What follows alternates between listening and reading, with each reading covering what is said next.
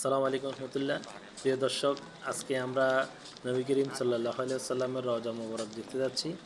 আমি এবং আমার চাঁদপুরের এক বড় ভাই, আমাদের চাঁদপুরের, আমি শাহরাস্তির, আর প্রিয় বড় ভাই দর্শক, আমরা ফরিদগঞ্জের। নবীজির রওজা তো দেখতে বড় যাচ্ছি। ভাই বলল, চলেন আজকে আমরা শীতের নবীজির গাতলে রওজা শরীফে যাব এবং 2 রাকাত নামাজ পড়ে রওজা শরীফ জিয়ারত করব। তো আমরা সেই উদ্দেশ্যে গেলাম।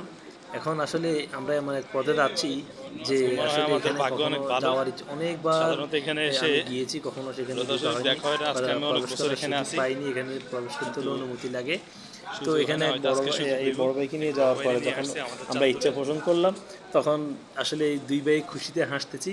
খুব ভালো লাগতেছে যে আসলে এটা কোনো বাধা ছাড়াই আমরা সেখানে ঢুকতে পারতেছি।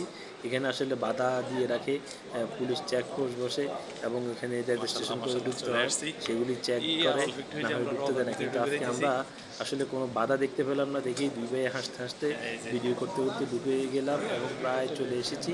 এই যে আমরা দরজার মধ্যে রওজা চলে গেট। এসেছি এবং আস্তে আস্তে ঢুকে গেছি। এই যে দেখুন, আমরা এই মুহূর্তে রিয়াদুল জান্নাহ, যেখানে আসলে ইন্ডিয়ান আমি ইন্ডিয়ান অসংখ্যবার এই নবী করিম সাল্লাল্লাহু আলাইহি সাল্লাম রওজা শরীফে গিয়েছি। দেখুন, এখানে অনেকদিন ঢুকতে হলে পরে একটা লাইন মেনটেন করে ঢুকতে হয়। স্বপ্নটা পূর্ণ হইল। এখানে আমি অনেকবার গিয়েছি, কিন্তু আসলে এই রিয়াদুল জান্নাতে প্রবেশ করা হয়নি। বারবার চেষ্টা করেছি, ঢোকা হয়নি। কিন্তু কে গিয়েছিলাম, তো তো ওই দিন কালকে আমার এই ভিডিওটা কালকের করা,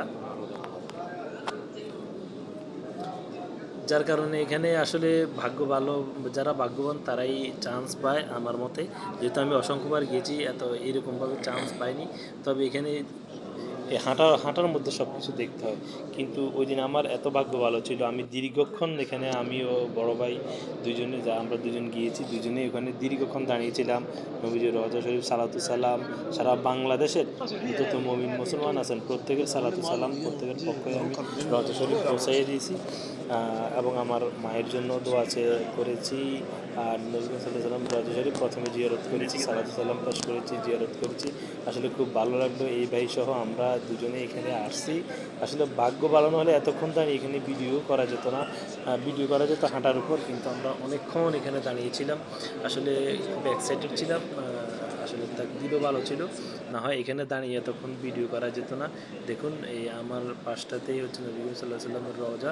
আমরা এখন ওইখানেই, কাউকে অবশ্যই দাঁড়াতে দেন না, একটু দূরে দাঁড়িয়েছি, দাঁড়িয়ে ভিডিওগুলো করেছি এবং এখানে সবাইকে আসার আমন্ত্রণ রইল।